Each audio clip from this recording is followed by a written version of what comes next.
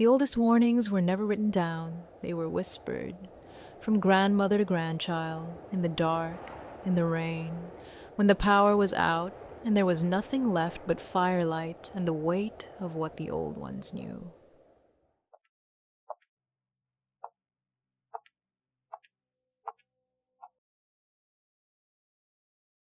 Welcome back to Karma Quietly Whispers, my loves. This is your place for spooky, creepy, and scary stories. My name is Elara, and I am your whisperer. Tonight, please join me as we journey together. I'm sure you will enjoy what is to come. So, let us begin.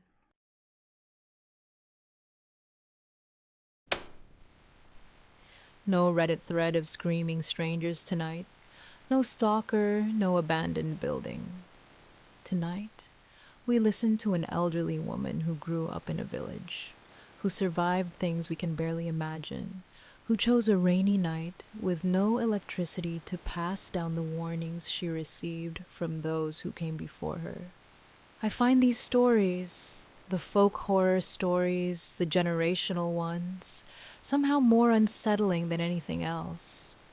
Because they aren't born from imagination, they're born from experience, from patterns noticed over generations, from communities that learned, often the hard way, what the dark was capable of.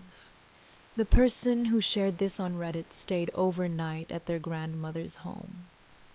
The rain was heavy. The power went out. Candlelight and storm. And the grandmother, as grandmothers sometimes do in these perfect, dreadful moments, began to speak.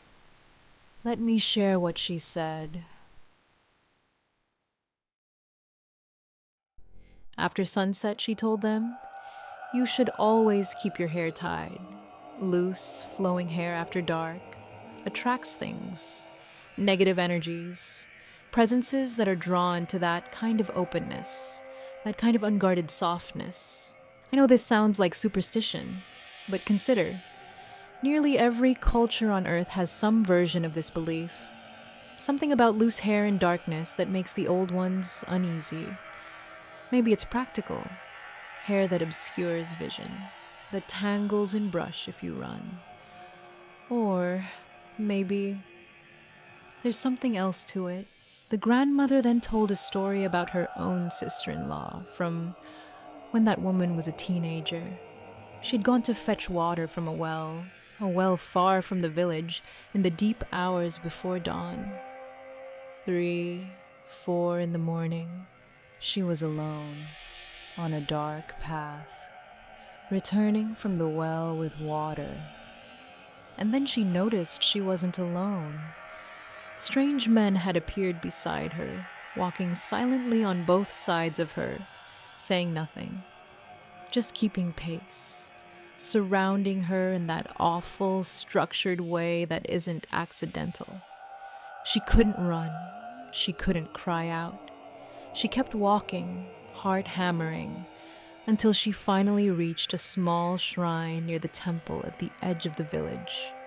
And when she did, the men spoke to her for the first time.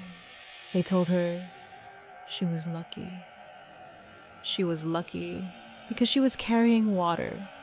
And in this belief system, water is a shield, a barrier against dark energies, something that the old presences cannot cross or touch through.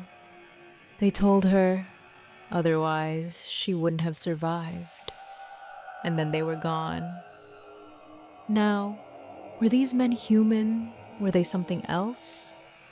The grandmother didn't say. The belief system she inhabited didn't necessarily draw that line clearly.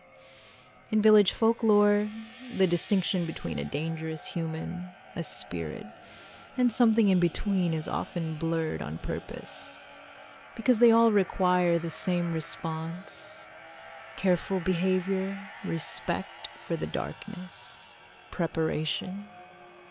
The grandmother also warned, never walk through deserted places while carrying sweets or food at night.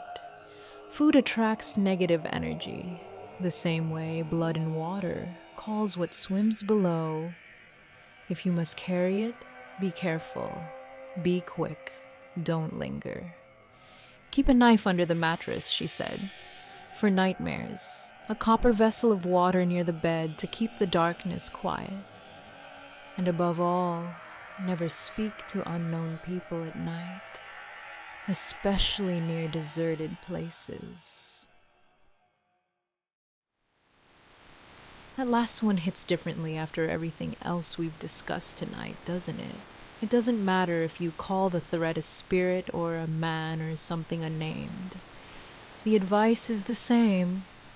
Don't engage with what you don't know in the dark. Don't invite it into conversation. Don't let it see that you're paying attention. There is something I deeply respect about generational folk horror. In an age where we are obsessed with evidence, with rationalism, with debunking, these grandmothers, these village elders, they were running a different kind of science. Empirical, slow, multi-generational. They observed what happened when people ignored certain rules. They noted what preceded tragedies, and they codified those observations into warnings, shaped into story form because stories stick when facts don't. Is it superstition? Maybe, but every time I sit with these old warnings, I think about how many of them map onto modern safety advice. Don't walk alone at night. Don't trust strangers in isolated places. Tell someone where you're going. Carry something that gives you an advantage. The grandmothers knew. They always knew. I want to ask you something before we close tonight. Does your family have beliefs like these?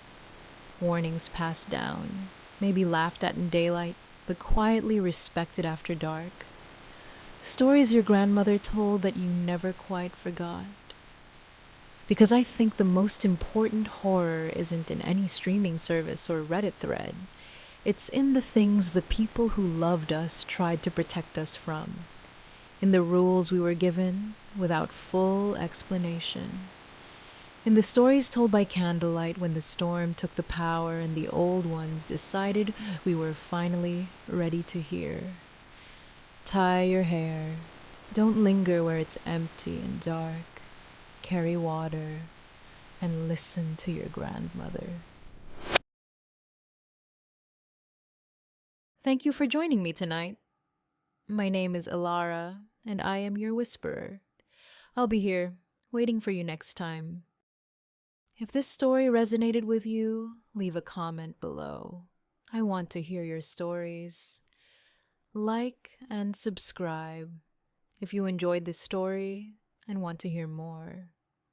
This has been Karma Quietly Whispers. See you soon.